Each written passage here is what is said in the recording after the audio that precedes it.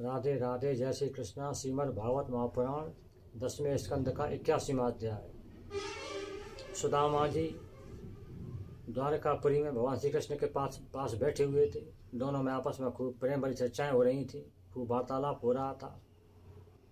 वार्तालाप होते होते भगवान ने विचार किया कि मेरे लिए लाया तो है, लेकिन संकोच वश मुझे दे नहीं रहा है।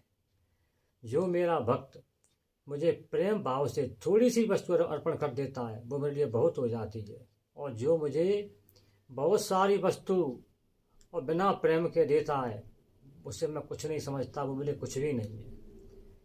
यहाँ एक बहुत अच्छा श्लोक आया है। वो श्लोक कॉमन श्लोक है। वो श्लोक श्रीमद् भागवत महापुराण में भी है और श्रीमद् भागवत गीता में भी है।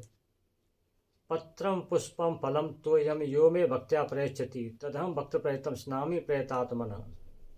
यह श्लोक दोनों में भागवत गीता में भी है, उसमें भागवत महापुराण में भी है। जो भक्त मुझे प्रेम से पत्ता पुष्प फल जल अर्पण कर देता है उसे मैं तुरंत खा लेता हूँ, तुरंत ग्रहण कर लेता हूँ। ऐसा भाव भगवान का। तो सुदामा जी से भगवान ने कहा कि क्या लाए मेरे लिए? कुछ भेजा है भाभी जी ने? नहीं महाराज, कछु ना भेजा, मुझ पर कछु ना लायो। अच्छा लाए तो हो, बता नहीं रहे हो। महाराज ने झट कुर्ता में हाथ डाला, पटके निकाल ली। इस पटलिया में क्या है? कुछ नहीं महाराज। अरे है कितने से चावल भेजे हैं भाभी ने, प्रेम से चावल लायो मेरे लिए हैं। कितने से चावल लायो? एक मुट्ठी चावल महाराज ने खाए। दूसरी मुट्ठी भरे रुक्मिणी जी ने हाथ पकड़ लिया। महाराज प्रेम भाव से आपने एक मुट्ठी चावल खा लिए, उसी से आदमी का उद्धार हो जाएगा। दूसरी मुट्ठी खाने की आवश्यकता ही नहीं है। ठीक है देवी। सुदामा जी को अच्छे भोजन कराए, पैर दबाए, सुलाए। सुबह विदाई का समय आया, विदा किए। सुदामा जी चल दिए। कुछ भी नहीं दिया भगवान ने। प्रत्यक्ष रूप में उनको सुदामा जी को एक चवन्नी भी नहीं दी, कुछ भी नहीं दिया। खाली हाथ वापस लौटा रहे जैसे के जैसे। सुदामा जी सोचते जा रहे हैं, देखो कितने दयावान हैं, कितने ब्राह्मण भक्त हैं।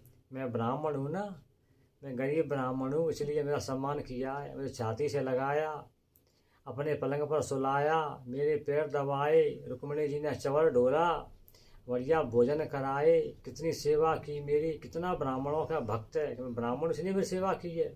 और देखो कितना दयालु है, कितने दयालु हैं ये कृष्ण, कि इन्होंने मुझे एक पैसा नहीं दिया कि मैं लक्ष्मी पाकर पैसा पाकर भजन को नहीं भूल जाऊं, तो भजन से विमुख नहीं हो जाऊं, इसलिए मुझे कुछ भी नहीं दिया। कितने दयालु हैं, कितने कृपालु हैं। देखो भक्त की भावना, कि भक्त अपने स्वामी में कभी कमी नहीं देखता है, कभी भी कमी महसूस नहीं करता है।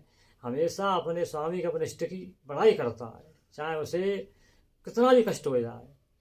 नहीं तो ये कहते हैं मुझे कछु नहीं देगा, कैसा हो है, लेकिन नहीं, कितना दयालु है, कभी कुछ भी नहीं दिया। धीरे धीरे भैया अपने नगर में पहुँचे। नगर क्या था महाराज, बताओ, आलीशान महल बने हुए थे, बड़े बड़े गार्डन बने हुए थे, बड़े बड़े तालाब बने हुए थे, उनमें अच्छे अच्छे पक्षी कलरव कर रहे थे, तैर रहे थे।